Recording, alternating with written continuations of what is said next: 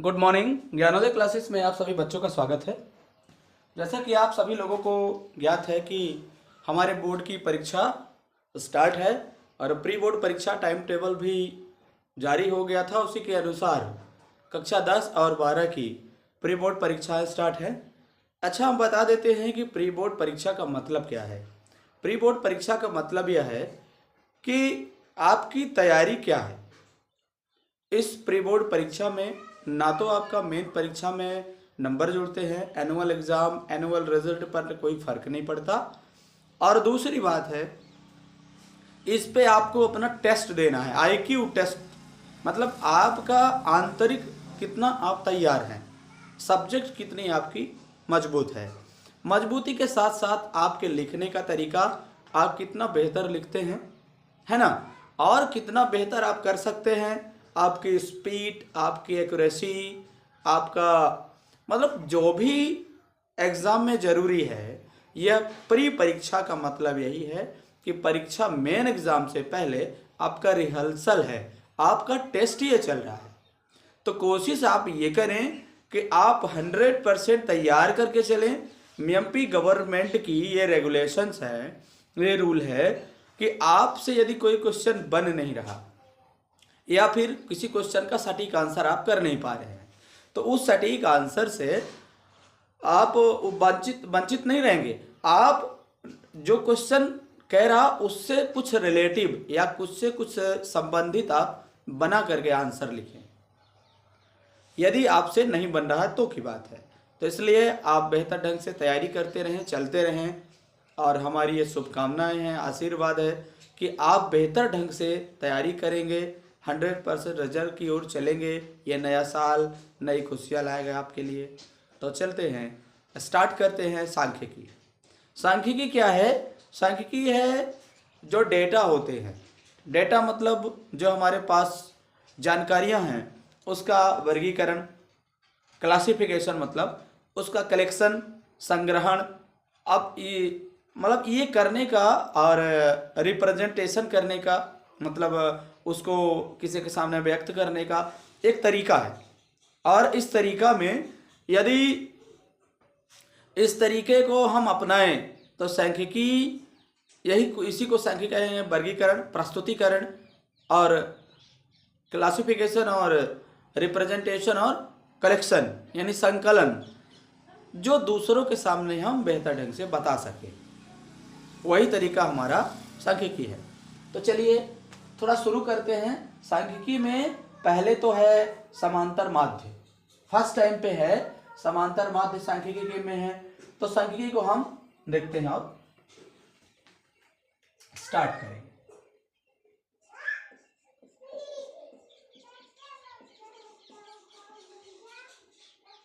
सांख्यिकी, अब यह समांतर माध्य क्या होता है? यहां पर सांख्यिकी में सभी चीजें बहुत महत्वपूर्ण होती हैं। दिए गए आंकड़ों का जोड़,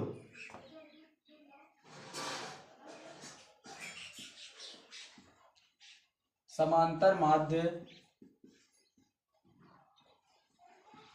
दिए गए आंकड़ों का कुल योग में आंकड़ों की कुल संख्या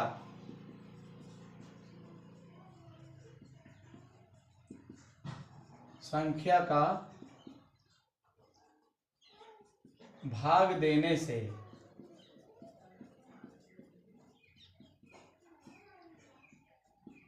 प्राप्त होता है। ये जो हमारा आंकड़ा समांतर माध्य है, तो जितने हमारे क्लासिफिकेशन जो हमारे मतलब डेटा दिए होंगे, अवर्गीकृत डेटा के लिए है।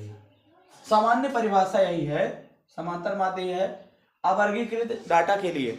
तो सभी आंकड़ों का जोड़ हम कर लेंगे, और जितने भी नंबर्स हैं, जितनी भी संख्याओं में है, जैसे 10 डाटा हैं तो 10 का भाग लगाएंगे, 20 डाटा हैं तो 20 का भाग लगाएंगे। इस तरह से जब हम आंकड़ों को जोड़ देंगे और सभी संख्या आंकड़ों को गिन लेंगे, उसका भाग कर देंगे तो समांतर माध्य आ जाएगा। तो सूत्र हम क्या कह सकते हैं, समांतर माध्य, सॉरी ये भा लिखा गया, मां लिखना चाहिए, तो समांतर माध्य हो जाएगा। समांतर माध्य को x बार से डिनोट करते हैं और सूत्र हो जाएगा कुल आंकड़ों का योग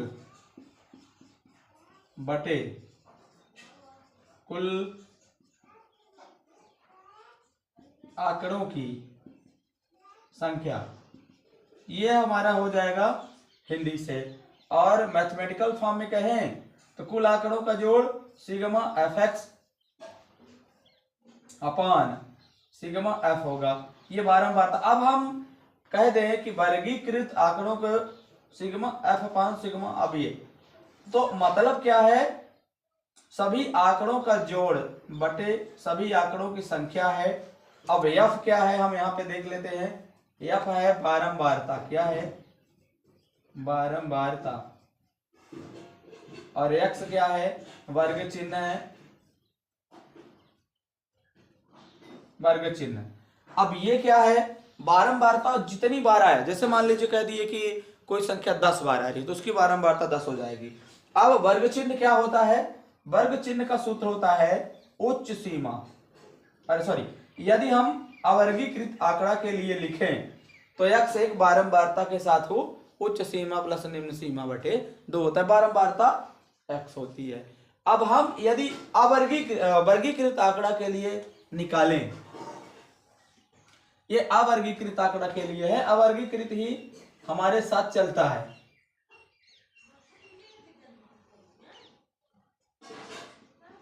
अवर्गीकृत आंकड़ों के लिए, अब ये अवर्गीकृत आंकड़ा जो है, अवर्गीकृत आंकड़ों के लिए, अब वर्गीकृत के लिए हम देख लेते हैं। वर्गीकृत के लिए भी यही होता है, लेकिन हमारे पास थोड़ा सा चेंज हो जाता है। वर्गीकृत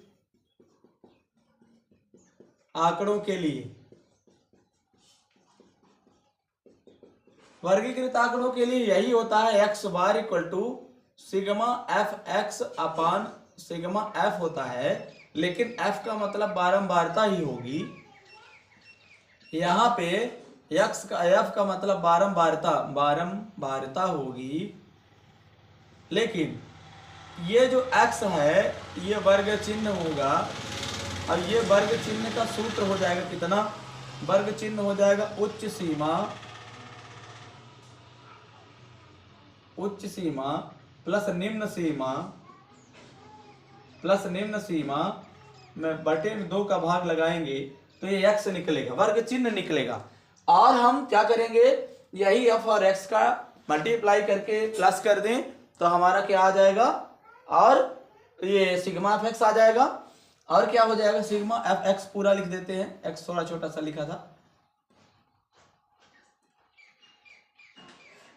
ये हो जाएगा। और हम बारंबारताओं का यदि जोड़ कर दें तो सिग्मा एफ एक्स आ जाएगा। इस तरह से हम समांतर माध्य की परिभाषा से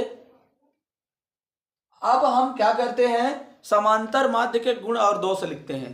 परीक्षा में कभी कभी समांतर माध्य के विशेषता और दोष आ जाता है तो उसको हम लिखते हैं। तो समांतर माध्य के गुण और दोष, चलिए तो समांतर माध्य के गुण और दोषों के बारे में हम जानेंगे। तो हम देखते हैं कि समांतर माध्य के गुण और दोष क्या होता है। तो समांतर माध्य के गुण के लिए क्या होगा, समांतर माध्य के गुण,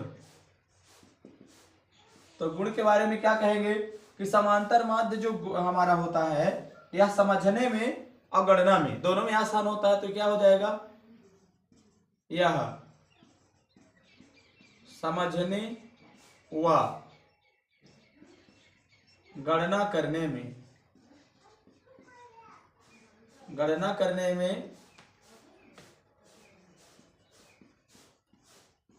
आसान होता है। समांतर माध्य क्या होता है, समझने में और गणना करने में आसान होता है। और दूसरा क्या है, पेन चेंज कर लेते हैं हम,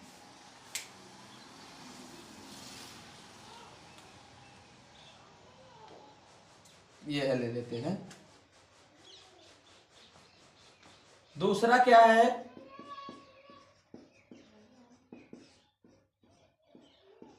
सभी डेटा बिंदुओं को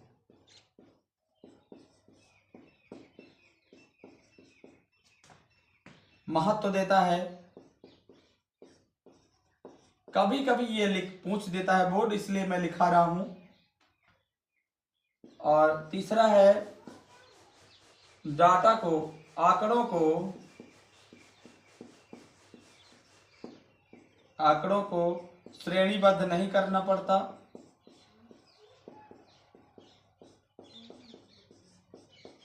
श्रेणीबद्ध नहीं करना पड़ता।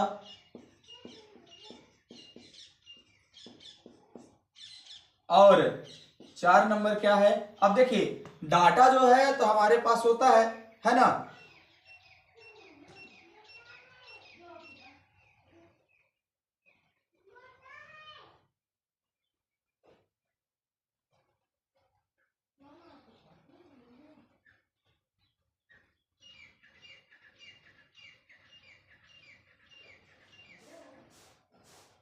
और ये क्या होता है, स्थायी होता है, स्थायी होता है। और 5 नंबर एक है, इसका बीजगणित यदि लिखें हम,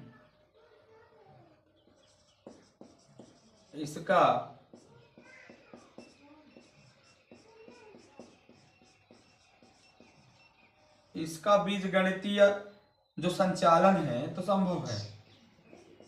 इसका बीजगणितीय संचालन जो है, संचालन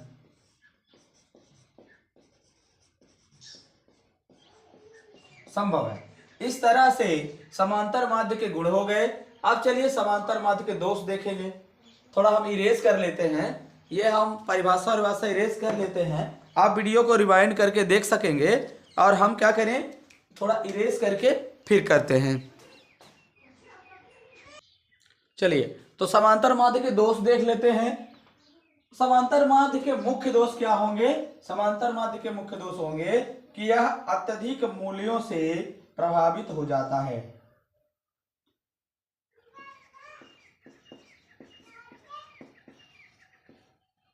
अत्यधिक मूल्यों से प्रभावित हो जाता है।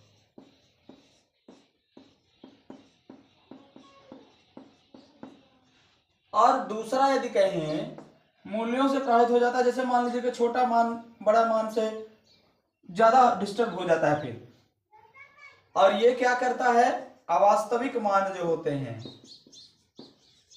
अवास्तविक मान या काल्पनिक मान को महत्व देता है। मतलब अवास्तविक या काल्पनिक मान इसके होते हैं, मतलब अवास्तविक या काल्पनिक मान, अवास्तविक या काल्पनिक मान होते हैं। और तीसरा नंबर यदि कहें तो तीसरा नंबर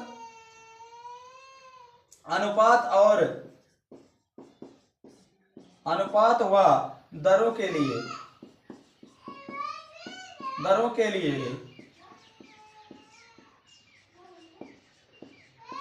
अनुपयुक्त होता है। अनुपात व दरों के लिए अनुपयुक्त होता है ये।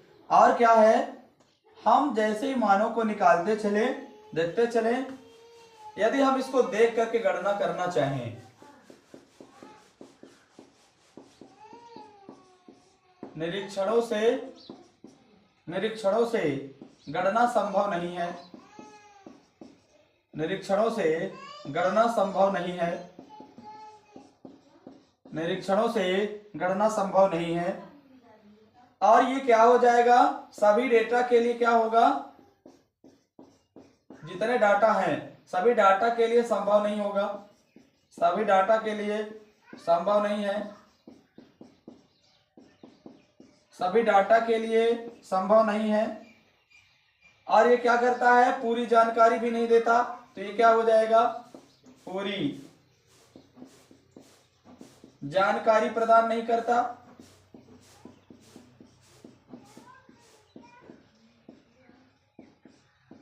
जानकारी नहीं प्रदान करता है। और जो क्या कहें, यदि हम कोई मान न लें तो समांतर माध्य में सभी मान आवश्यक होते हैं। इसमें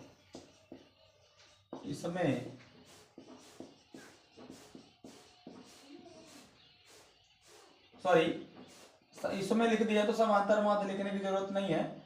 सभी मान आवश्यक होते हैं, इसमें सभी मान आवश्यक होते हैं।